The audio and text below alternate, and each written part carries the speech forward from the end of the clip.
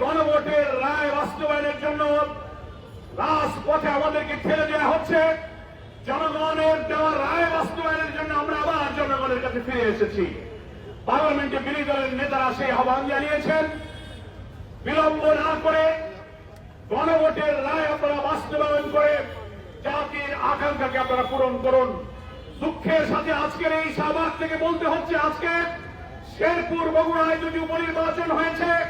প্রত্যেকের হাতে social media, কিভাবে ভোট কেন্দ্রগুলো দখল করা হয়েছে, এজেন্টদের বের করা হয়েছে, জাল ভোট দেওয়া হয়েছে, সিল মারা হয়েছে, বাধা দিলে 11 দলীয় প্রার্থীদেরকে মারপিট করা হয়েছে, রক্তাক্ত করা হয়েছে এবং সকালবেলা ভোট শুরুতেই এজেন্টদেরকে বাধ্য করে রেজাল্ট শিটে রিটার্নিং অফিসার জোর করে স্বাক্ষর নিয়েছে। এই ভোট প্রমাণ করেছে দলীয় সরকারের অধীনে কোন নির্বাচন কোনদিন নিরপেক্ষ হয় না। সেটাই বিএনপি প্রমাণ করলো।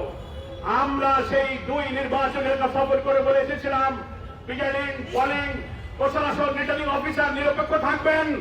শেরপুর আর বগুড়ায় যেন আরেকটি মাগুরার নির্বাচনের মতো প্রচারণা নির্বাচন না হয়, শেষ পর্যন্ত আপনারা কিন্তু তাই প্রমাণ করলেন। ফলে জাতির কাছে আপনাদেরকে ফিরে আসতে হবে। কোন সংখ্যাগরিষ্ঠতা, কোন পুলিশ, কোন র্যাব, কোন পরাশক্তি কিন্তু জুলাইয়ের আগস্টের বিপ্লবকে ঠেকাতে পারে নাই। ওই সংখ্যাগরিষ্ঠতার দোহাই দিয়ে জনগণের বিপক্ষে অবস্থান নেবেন না। আপনারা সেই ফ্যাসিবাদের ধিক্কৃত, নিন্দিত পথের দিকেই হাঁটছেন। যে পথে তারা গিয়েছিল, আপনাদের যাত্রা দেখে মনে হয় সে অপরিণামদর্শী পথে আপনারা রওনা করেছেন। সময় থাকতে ফিরে আসুন। এখনো 5 বছরের 1-1.5 মাস যে পারে নাই, জাতির মুখোমুখি হবেন না, কোন আকাঙ্ক্ষার বিপরীতে চলে যাবেন না। তাহলে ইতিহাস থেকে শিক্ষা নিতে হবে।